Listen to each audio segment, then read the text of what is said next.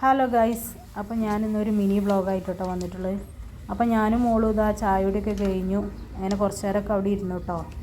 ഒക്കെ കഴിഞ്ഞ് ഇന്നലെ ഞാൻ വൈകിട്ട് ഒരു രാത്രിയൊക്കെ ആയിട്ടുണ്ടാവും അലക്കിയിട്ടിരുന്നു പുറത്ത്. അപ്പോൾ അതൊക്കെ ഉണങ്ങിയിട്ടുണ്ട്. പുറത്ത് നല്ല വെയിലാണ് കേട്ടോ. അപ്പോൾ ഇവിടെ വെയിൽ നല്ല ചൂട് തുടങ്ങി. നല്ല ചൂടാണ്. പകലൊന്നും പുറത്തിറങ്ങാനേ പറ്റില്ല. ഞങ്ങളധികം വൈകിട്ടൊക്കെയാണ് ഇറങ്ങുക, ഒന്ന് പുറത്തിറങ്ങുക. അത്രയ്ക്കും ചൂടാണ് പുറത്ത്.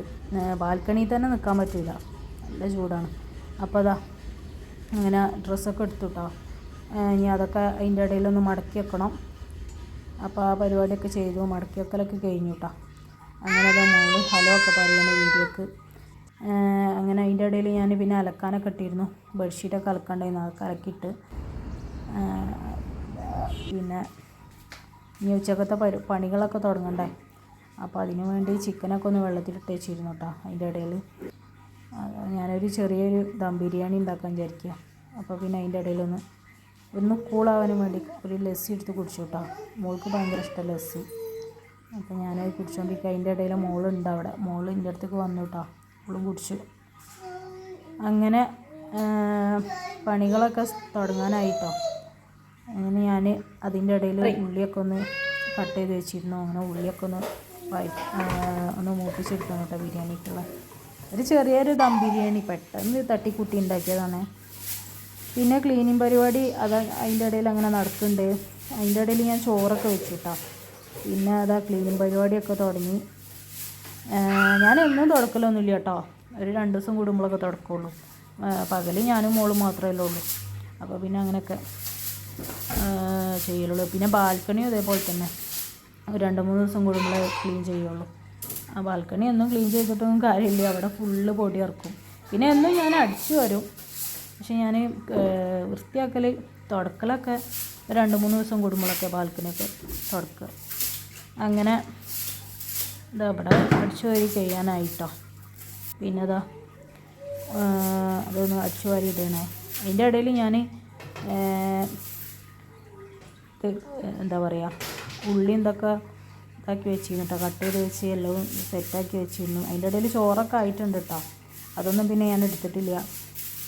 വേഗം നോക്കിയിരുന്നു. മോളെ അതിൻ്റെ ഇടയിൽ കുളിപ്പിക്കാനും വേണ്ടി ബാത്റൂമൊക്കെ ആക്കിയിരുന്നു. അതിൻ്റെ ഇടയിൽ കുളിപ്പിക്കലും ഒക്കെ നടക്കുന്നുണ്ട് കേട്ടോ. എല്ലാ പരിപാടിയും ഇതിൻ്റെ ഇടയിൽ കഴിയുന്നുണ്ട്. പിന്നെ ഉള്ളിയും ഇതൊക്കെ വഴറ്റുക ആ പരിപാടിയിലേക്കൊക്കെ കടന്നു കേട്ടോ. പെട്ടെന്ന് എല്ലാ കാര്യങ്ങളും പെട്ടെന്ന് ചെയ്തു. പിന്നെ മസാല ഒക്കെ ഇട്ട് ചിക്കനൊക്കെ മിക്സ് ചെയ്തു കേട്ടോ.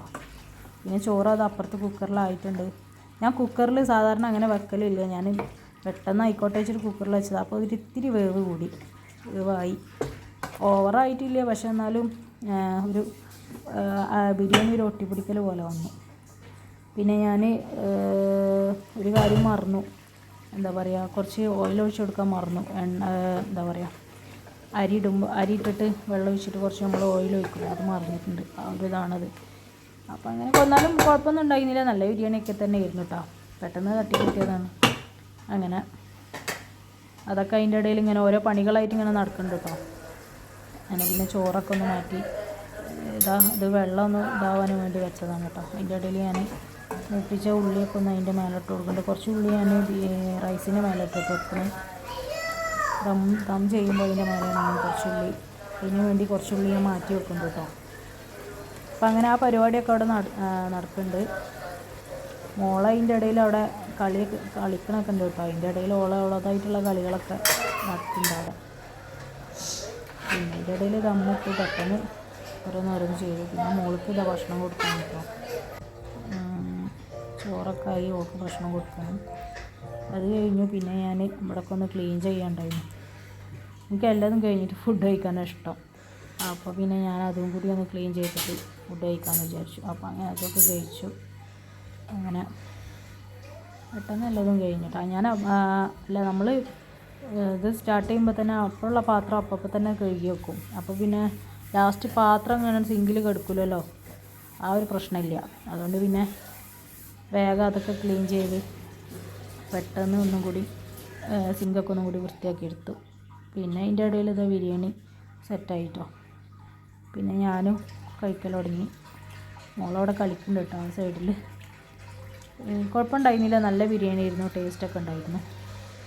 അപ്പോൾ എല്ലാവരും ദം ബിരിയാണിയൊക്കെ എല്ലാവർക്കും ഇഷ്ടമാവുമല്ലോ അല്ലേ, എല്ലാവരും ഒന്ന് ട്രൈ ചെയ്ത് നോക്കിട്ടോ.